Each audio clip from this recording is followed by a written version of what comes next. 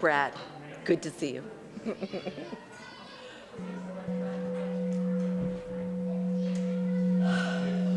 Huh?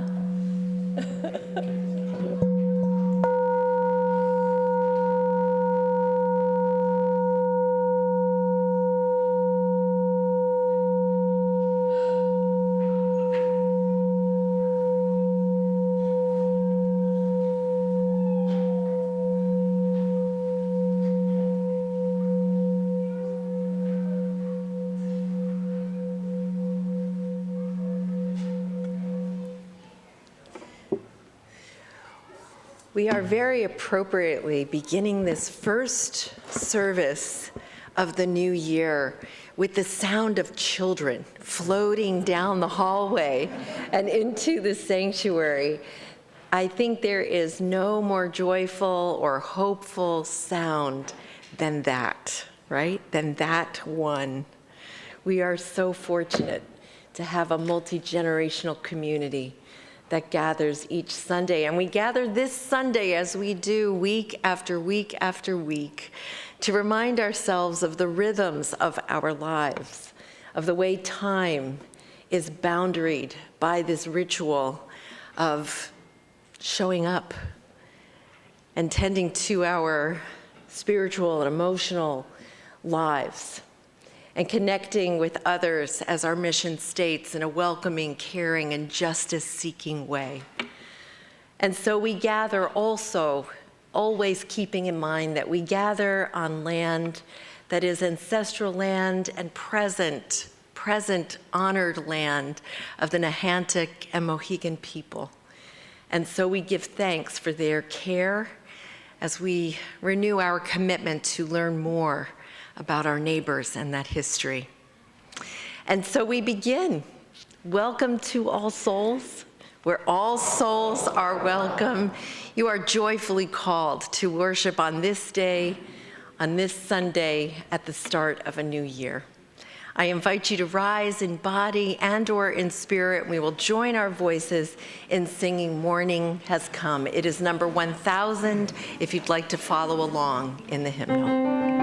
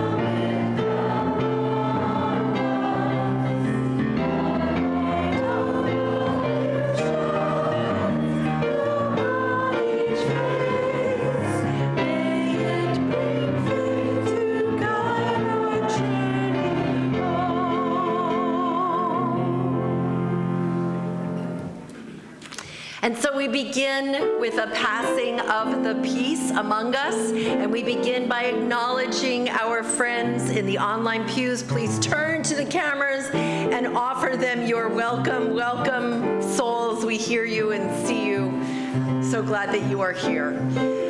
And so we begin by sharing the peace that we hold in our hearts with our neighbors around us in this wave of virus moving around faster than we would hope, we're going to stick with elbow bumping. So, as you wish each other peace, bump elbows with great robustness.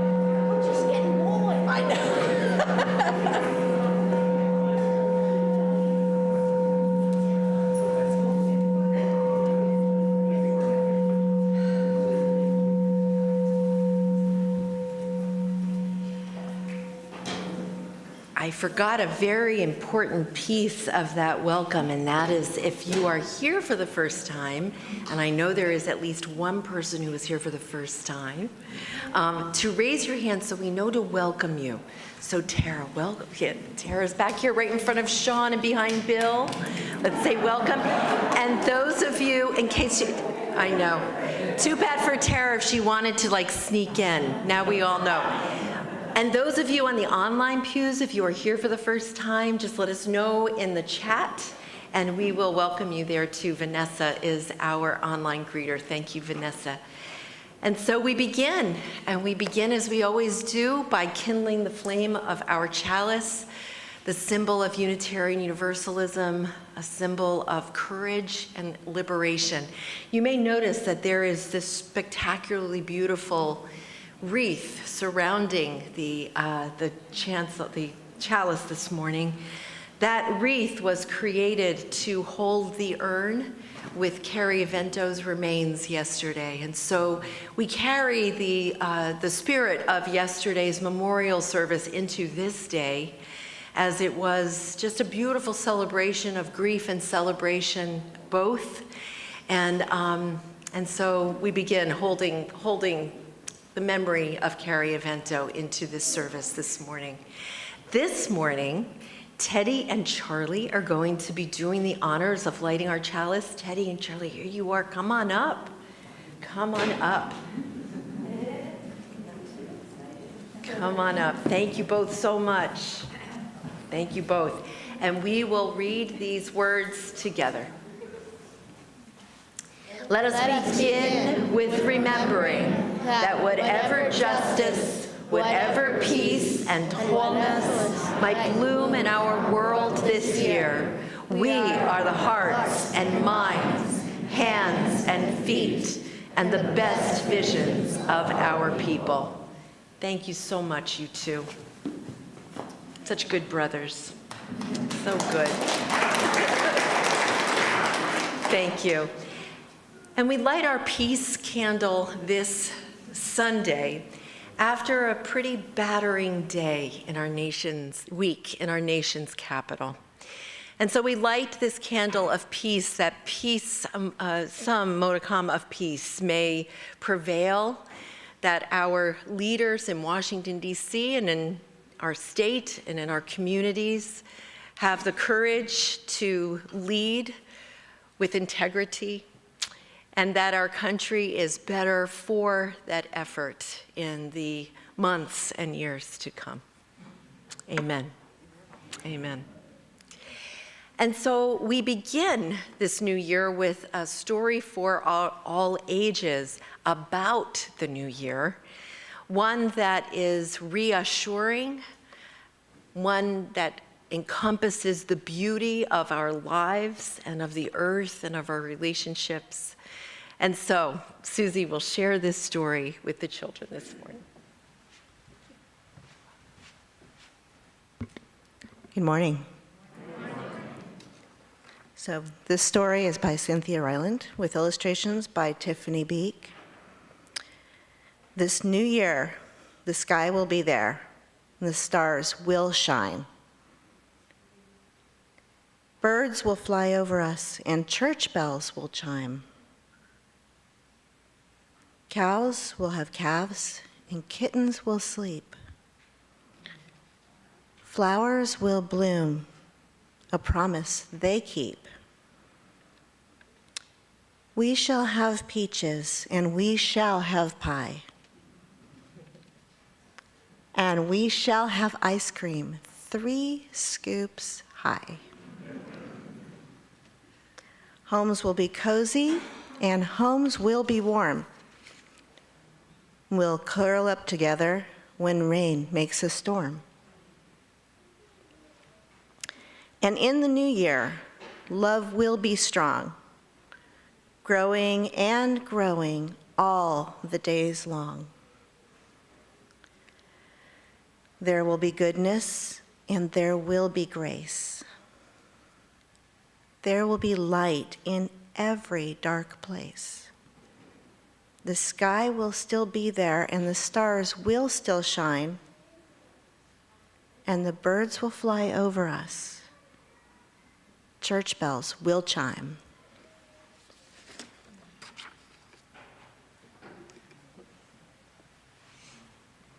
So ends the story. We hope, of course, for every child in our world to experience this kind of assurance and for it, in fact, to be grounded in some kind of truth and realism. We are not there yet in our world, and our chalice lighting reminds us that it is up to all of us to help make that happen, not only for our children and youth, but for ourselves and for our neighbors. And so with the children, I am inviting you to head out to your classrooms. You know the way, as we sing The Trees of the Field.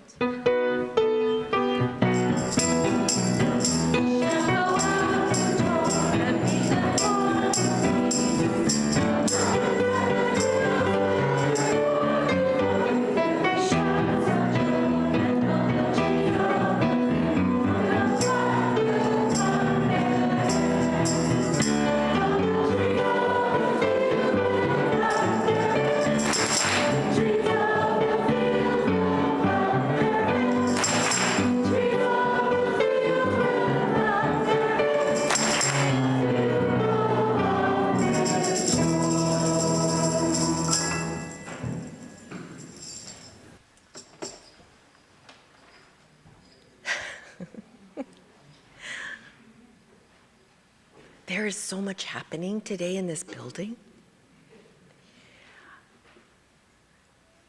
which is a wonderful joy.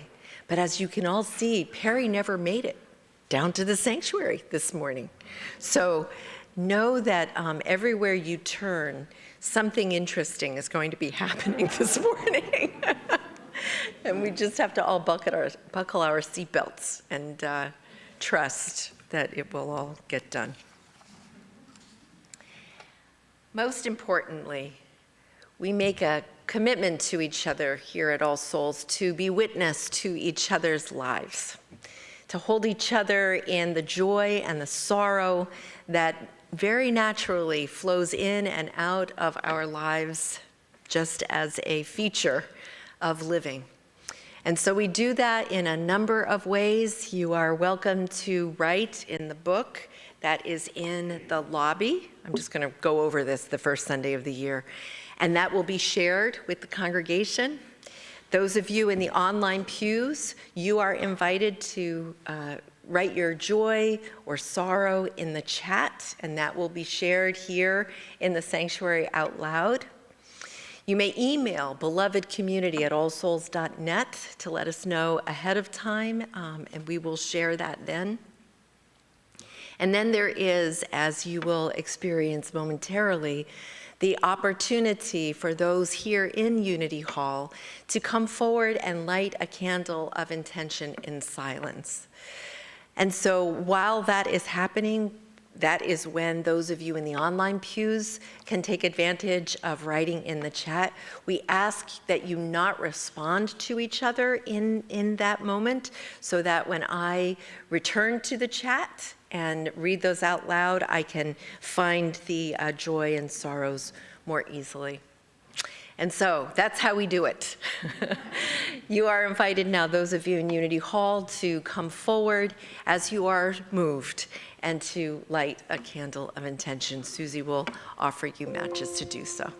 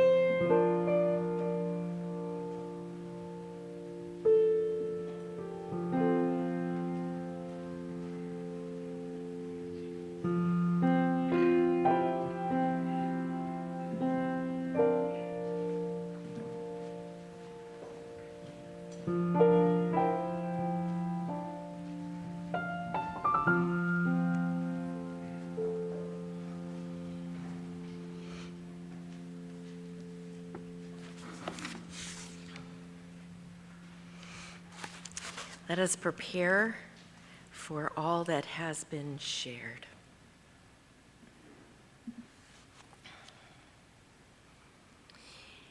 Anna Sussler shares hopes for her family in Japan, that they are well and that there will be a visit in the time to come, near time to come. The Platt family welcomed their newest addition, Emerald Ophelia Platt, on New Year's Eve. Yay! exciting. Mazel tov on New Year's, on Christmas, New Year's or Christmas? What did I just say? New Year's Eve. Aw, that's wonderful. Always a celebration on her birthday, right? Yes. Yes. Oh, congratulations. That's wonderful. We can't wait to meet her. Can't wait to meet her. Excellent. Okay. And then, through beloved community, we heard from the Ritz family, Lisa and Michael, who are here today. Has a joy and a sorrow both. Lisa and Michael are celebrating the wedding of their daughter, Katie, to Greg. Katie and Greg have been together for 4 years, very much in love, which we always hope at a wedding, right? Very much in love, and everyone was very joyful to celebrate that marriage. Hooray for love, right? Lisa, wonderful. And then sadly, this is life though, right? This is life. Several days after the wedding, Lisa and Michael learned of the passing of a dear cousin, Joe. Joe brought Italian culture and warmth and delicious food to Mike's German family. We'll miss him dearly, right? What a circle of life, I know. Susie, who is, of course, our liturgist this morning, is a little nervous but joyful about moving her mother from California to Connecticut this week, a big transition for her mom and for you and your family. And so we wish you well and traveling mercies in that transition and in that trip. Yes. And now for the online pews. Good morning, good morning. Adam, everybody's so friendly to you over there, right? So good, usually. Maria is commenting, love hearing the congregation sing, so I think that the microphone that Adam wisely placed here is making a difference. That's wonderful, great. Let's see, I don't know if there's anything here. Is there, am I not seeing what more might be there? My chat earlier said that it was disconnected. So Adam, let me rely on you in this moment. What are you seeing in the chat as far as joys and concerns are concerned? And I'll say them, I'll repeat them. Okay. Okay.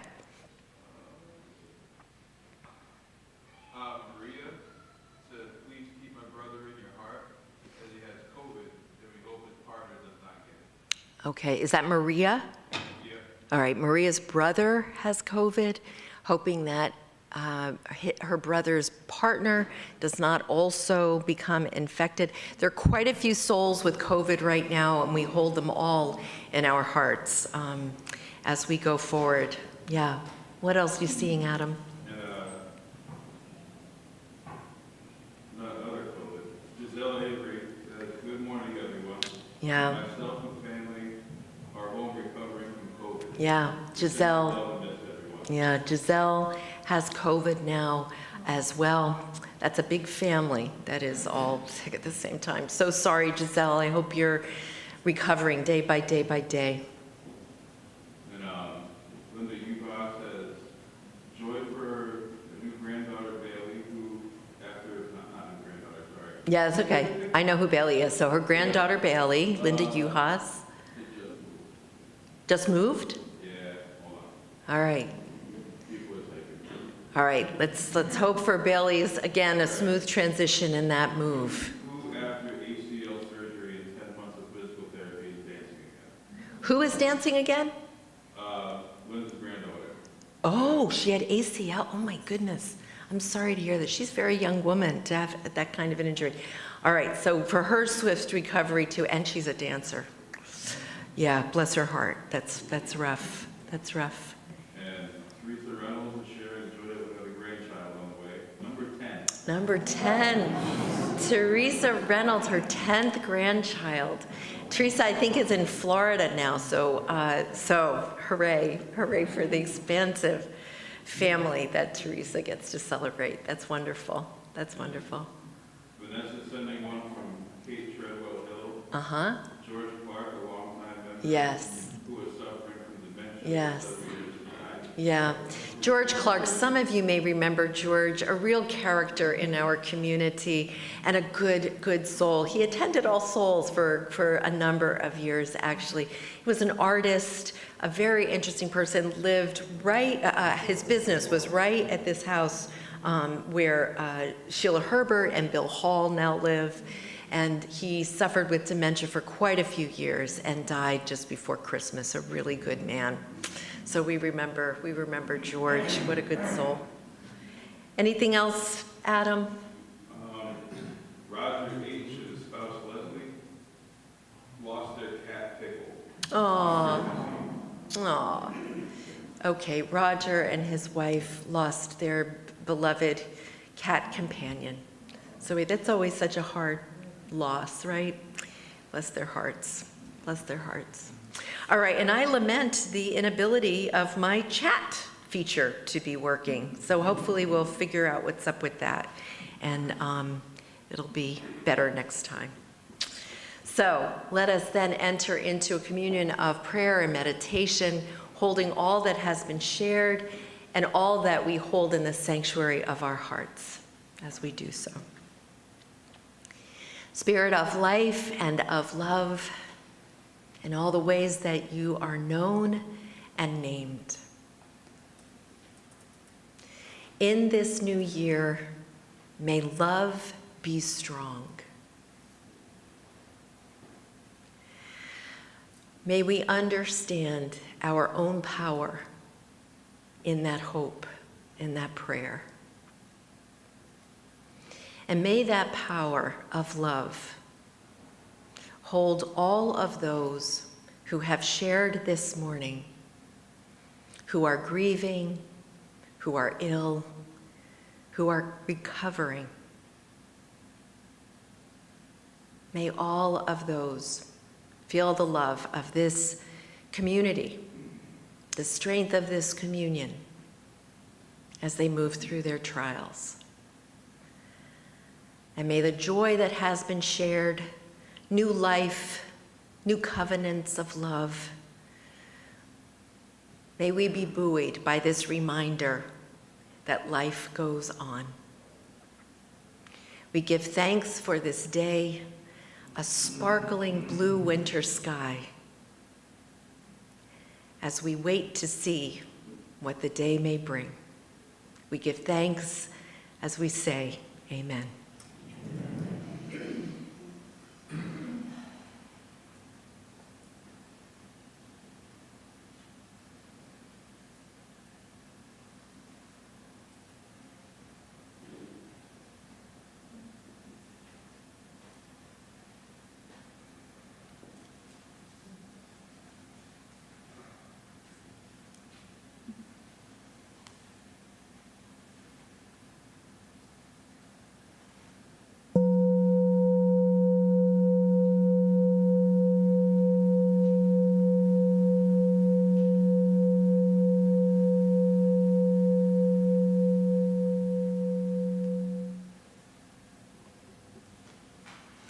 We will close this circle by singing Dark of Winter. The lyric is projected here.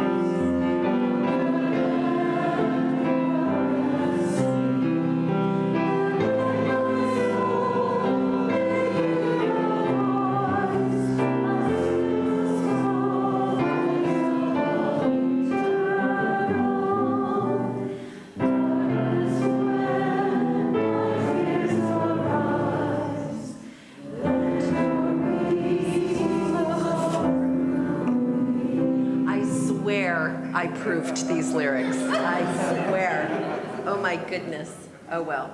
Let your peace flower through me. We love that, right? There you go. All right, you're up, Susie.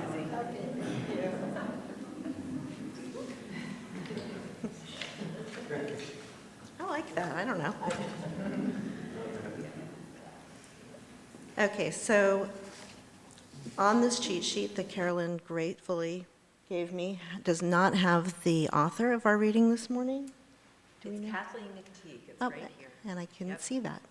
Thank you. So our reading by Catherine McTeague this morning starts and is a, Move over. thank you. This is a responsive reading. You are having a moment. It's okay, it happens. This is a responsive reading written by my friend Kathleen McTeague. Susie will read the part that says one, and you'll read the part that says all. And it's all going to be right here. I've got this. There you go. There you go. All right. Okay. Next slide, Adam. Thank you. All right. The 1st of January is another day dawning. The sun rising as the sun always rises. The earth moving in its rhythms. Then at a threshold. Still informed. What shall we do with this great gift of time this year?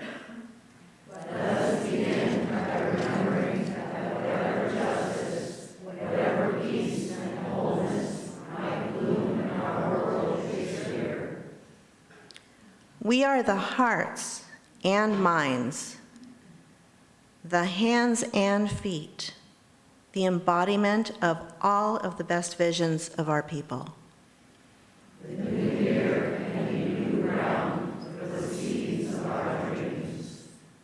Let us take the step forward together onto new ground.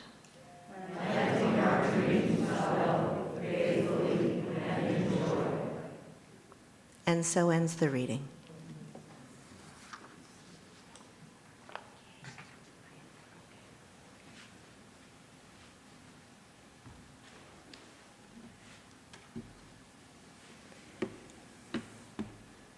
Thank you, Susie.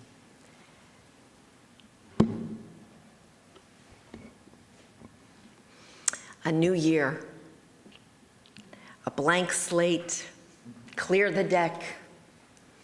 What more to wish for than a world where love will be strong, growing and growing all the days long, where there will be goodness and there will be grace and there will be light in every dark place. Can we just have that world for the new year, for 2023? Of course, because that grace and love-filled world doesn't just happen, we can't just have it. Magical thinking isn't particularly dependable.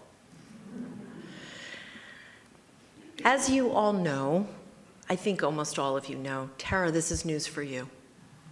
I'm on the cusp of a 4-month sabbatical.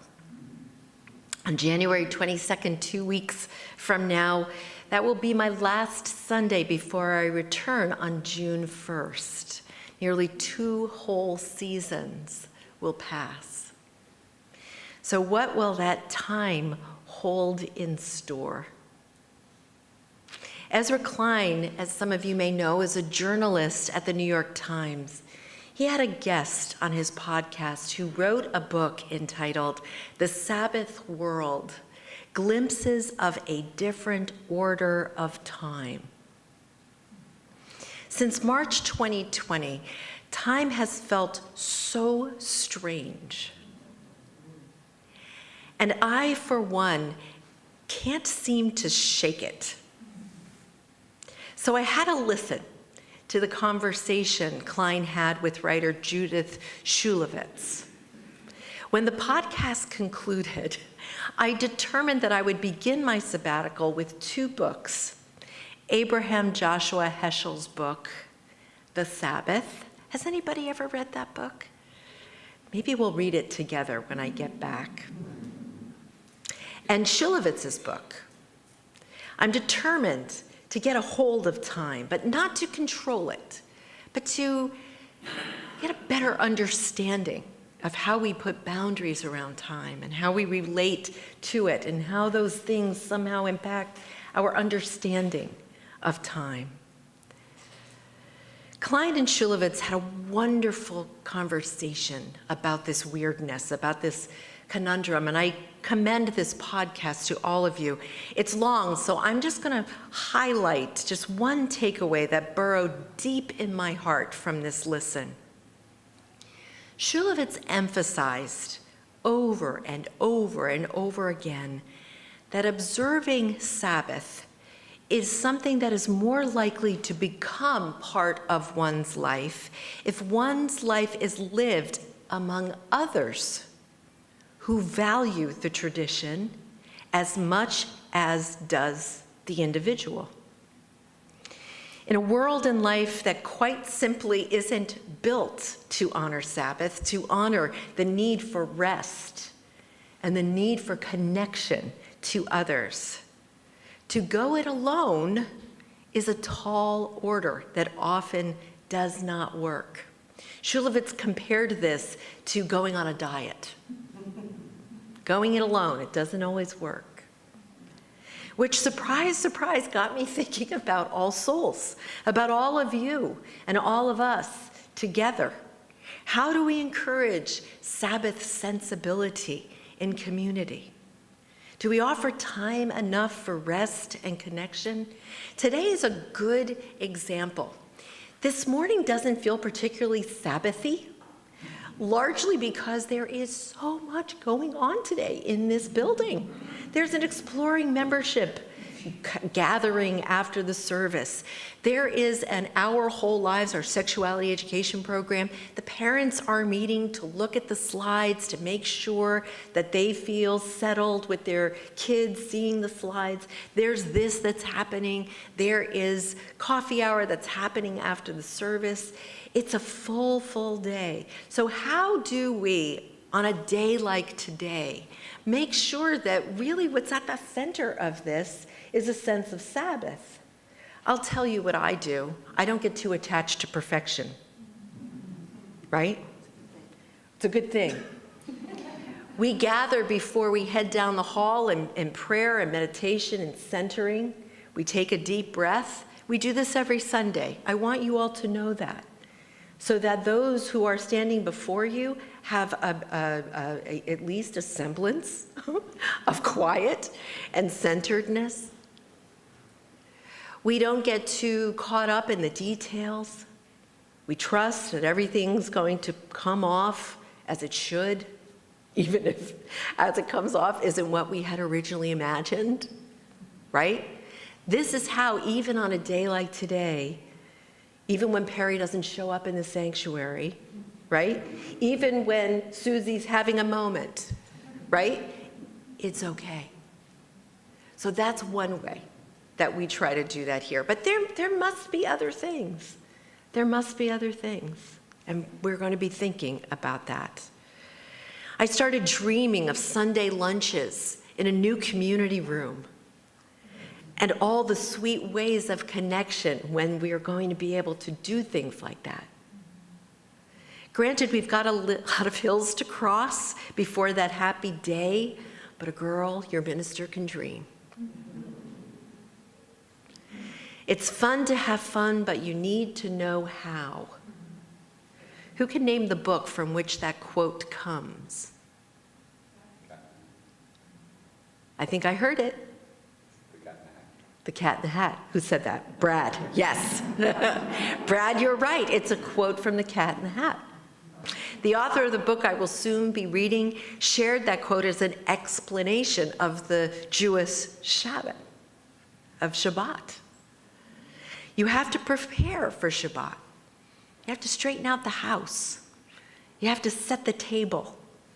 You have to go out and shop for what you're going to eat for your Shabbos meal. You have to bake the challah. It doesn't just happen Although it may sound counterintuitive, we have to put some work, some planning in order to observe the Sabbath, in order to put some boundaries around time. And so I aspire to have fun on my sabbatical. But I know that I have to put in some planning, some work to realize that fun. And so I'm going to start by reading those books and have a serious look at time and my life's relationship to time, especially as I'm getting older, right? It shifts as you get older. I'm going to pick up my flute and rest some music on a stand and see what muscle memory comes of it. Bill is clapping. I'm going to spend more time down in New Jersey with my parents. My father is struggling with dementia, and I want to spend time with him now. I'm going to take time in the city with my daughter, with Lily June, and other beloved friends there. I'm going to take time for more art and theater and music. I bring a lot of that into my life anyway, but now I'm going to be able to do more, to wander aimlessly, to travel.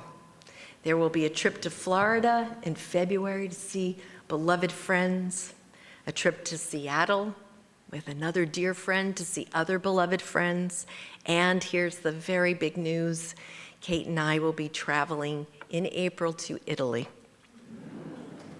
Thank you. Thank you for that. I honestly can't believe it's true. I have never been to Italy. I've never been to Europe. I am beside myself.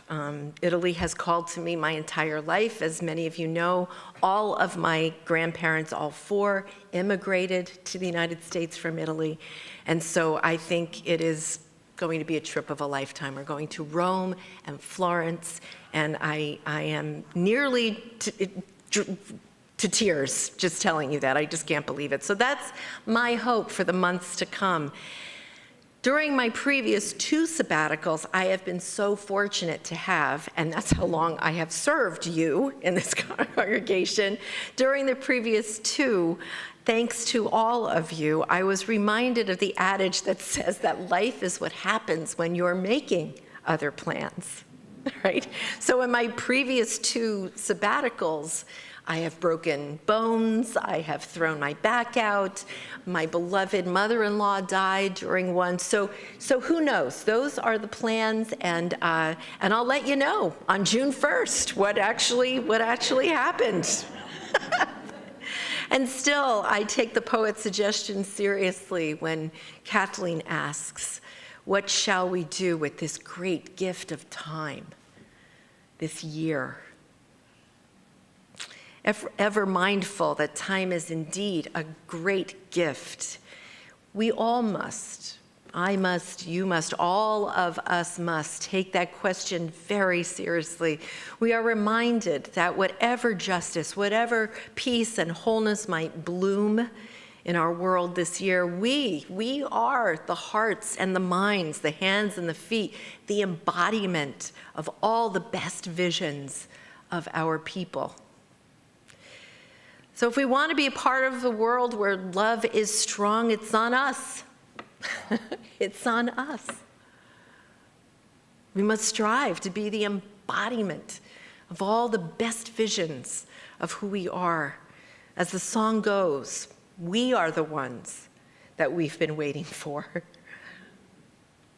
I'm grateful for the strength of our communion and for the way we beam our light outward. Of late, it feels as though we are stirring from a long winter's nap, taken a good look around to see what's what, and adjusted our caps accordingly. The pace has slowed here at All Souls, today notwithstanding. The pace has slowed. We have taken a hard look to see what's truly important, and over, those conversations conclude with connection. Connection. Connection is what is most important. So I hope this congregation and this faith helps each of you to practice a robust approach to loving your neighbors as you love yourselves. I hope this congregation and this faith inspires you to enter every human interaction with at least a modicum of grace, even people who drive you nuts. I hope you understand this 1 hour of the week's 168. I did the math. I hope you understand this sliver of time as Sabbath time, of rest and connection. I hope it puts all of us this hour on a path that will lead to a place and time when love is strong, a world of goodness and grace. The work of Sabbath lays the groundwork for such an aspiration, and I am deeply grateful to all of you for the expanse of time I will have. I wish everybody in all of your work got that kind of sabbatical and time. Nurses, teachers, emergency workers, custodians, everybody. I'm grateful for this time, that you will experience a different minister in Reverend Tricia, to see who All Souls is without me,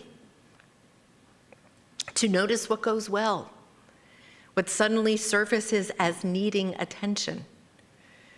It will be a time ripe for learning for all of us.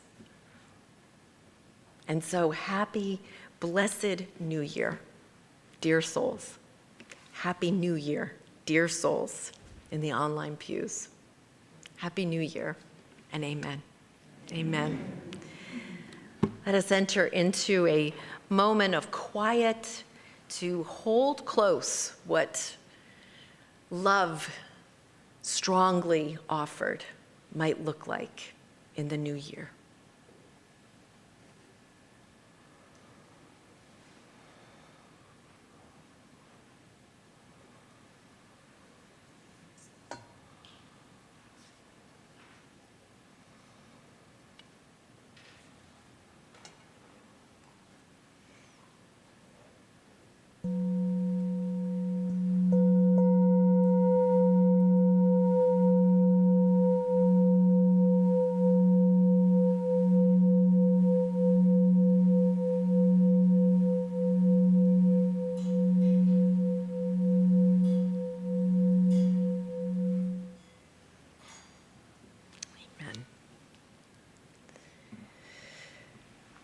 Before we move on to the offering for today, we have a stewardship testimonial that will be offered by Danny Spur. Danny, come on up. Danny has served on our stewardship committee for a number of years, chairing at one point, and has really lovely perspective on what it means to financially support the congregation. Come on up, Danny. You could take your mask off.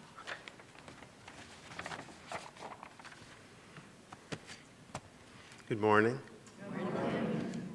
As Carolyn said, I'm Danny Spur. I've been on the stewardship committee for, I think, almost 5 years. And in preparing this testimonial, I tried to think about why I give service to All Souls, why myself and my family give to All Souls financially, what All Souls means to me, and it means a lot of things. It also does a lot of things. It ripples out in a lot of ways. And it's hard to summarize. But as this month's ministry theme is anti-racism, I thought I would reflect on this specifically. How does also support anti-racism? We have visibly supported the Black Lives Matter movement. Through our Good Neighbor offerings, our congregation has given to organizations doing the work in addressing systemic racism and its effects.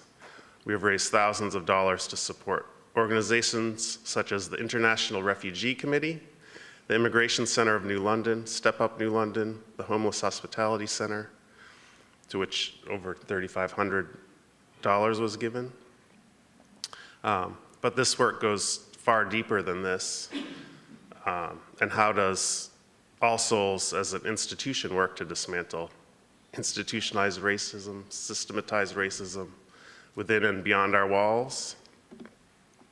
I'm not going to answer that question, but just to say that we have a lot more work to do as a congregation to address these issues and become truly anti-racist. But I wanted to tell you a story about how the work of the church ripples out into the world and highlight how your financial commitment to the church itself has a far-reaching effect that's not even visible sometimes. I have served on the board of the Fiddleheads Food Co-op in New London for almost 8 years, I think. Seems like a long time. In 2015, when I was just starting out on the board, Andy Durr from All Souls reached out to a couple of us on the board to talk about how we as a co-op could benefit from doing anti-racist work. Andy was the leader of the Grace team at All Souls, which stands for Growing Racial and Cultural Equity. And this was the team that facilitated anti-racism programming in the church. He met up with 3 of us from the board, and this sent us on a journey in fits and starts down a path of learning, growth, and actual work towards dismantling institutional racism within the co-op and beyond. From the spark of those initial conversations with Andy, a fire was eventually kindled. We brought some articles to the board to read. The issue would come up again every few months.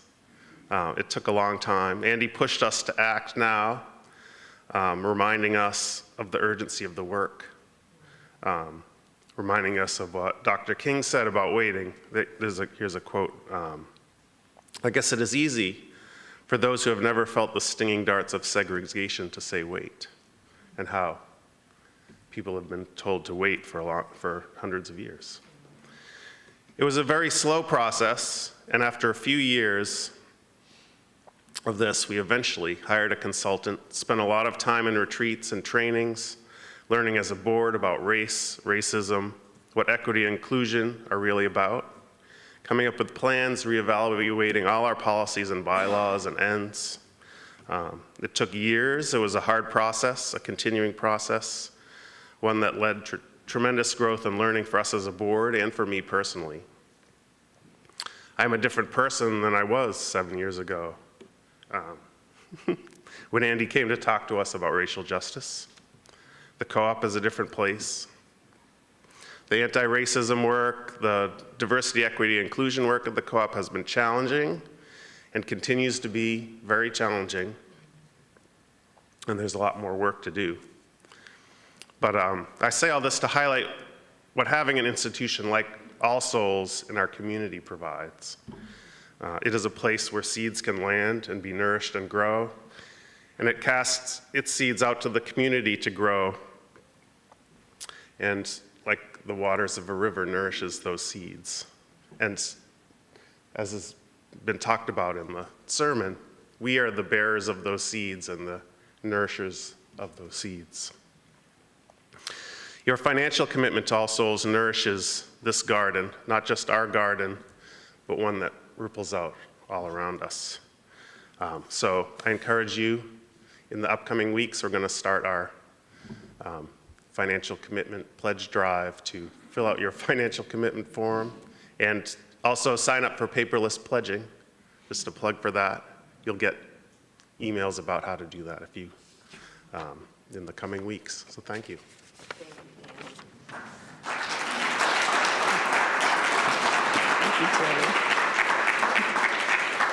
Andy was here yesterday for Carrie's memorial service. It was so good to see him. And Ellen, he has since moved to Massachusetts. And Danny, I told Andy that he was featured in your testimonial for today, and he was very moved to hear that. So bless their hearts. So we're going to begin with these words that we say every week. Let's say them together. We give to the work of All Souls. Our work weaves the fabric of love called community. To this end, we dedicate ourselves and this our offering. And I also want to pull your attention to something that we are doing. We are highlighting a different volunteer every week. And this week we are highlighting Janet Marolda, who does so much. Who does so much. One of the so much things that she does is she cuts the cake for our celebrations. But you see that list. But I want to tell you a little story about Janet. When she first started coming was when we first moved into this building from our historic building. And I didn't really know Janet, but she came up to me and she said, I'm going to arrange a little tea service for your office. Do you remember this, Janet? And so she created from seemingly out of the air, but she found pieces of furniture, random pieces of furniture where coffee cups and tea, boxes of tea and my little teapot, and it just made my office right out of the gate so warm and it looked semi-organized. It was my starting point. And this is what Janet brings, thoughtfulness and organization, and we're so grateful. So thank you so much, Janet. Thank you.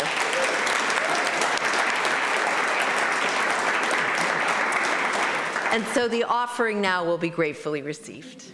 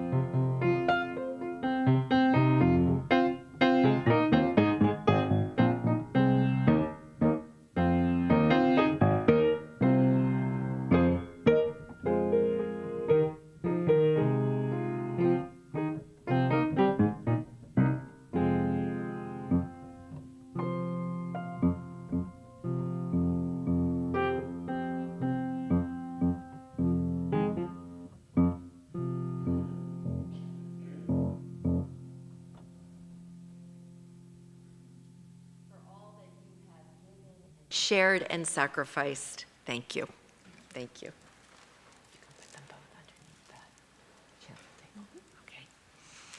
And now I invite you to rise in body and or in spirit, and we will join our voices in singing the beautiful hymn, For the Earth Forever Turning. It's 163 if you want to follow in the hymnal.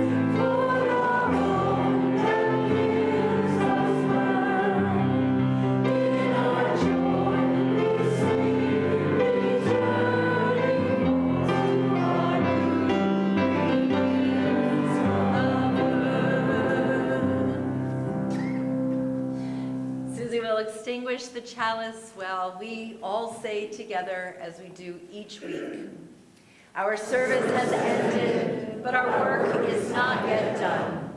May our spirits be renewed and our purpose resolved as we meet the challenges of the week.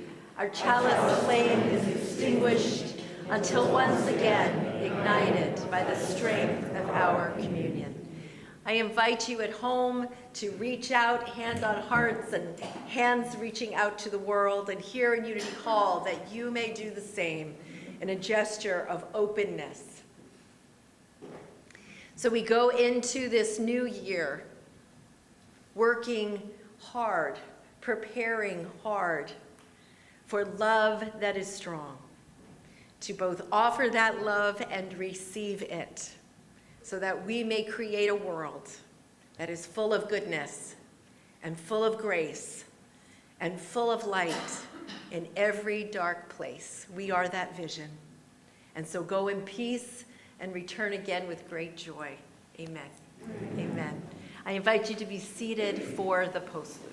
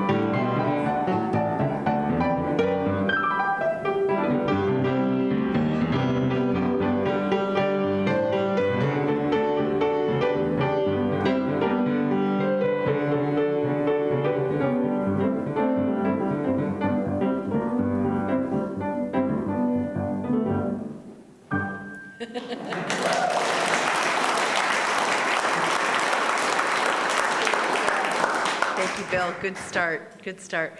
So a couple things for you to know. If you're new, the welcome table is over by Adam. He is waving to you now. There, right? The welcome table's right there. Stop by and someone will talk with you about All Souls, about Unitarian Universalism. Exploring, that said, good segue, exploring membership is happening today. I think that we are going to be meeting in the Nash room. We'll see, we're kind of playing it by ear, but head down to the lobby and Lynn wave. Lynn will, there she is. Lynn will help you find the room where we land ultimately. So I will be in the room for that, as will Perry and Lynn, and we'll get to know each other, grab some coffee, and again, if you didn't sign up, there was a sign up. If you didn't sign up but you'd like to come on, just come on down. That's fine. Friday Night Folk is happening this coming Friday. Jeff Kaufman is the performer, the artist that night. Jeff Kaufman sang yesterday at Carrie's memorial service. I don't think there was a dry eye in the house. It was so beautiful. He is such a dear, dear man and artist. So come. I mean, talk about a beautiful way of honoring Sabbath. Rest in his music and artistry. It's so beautiful.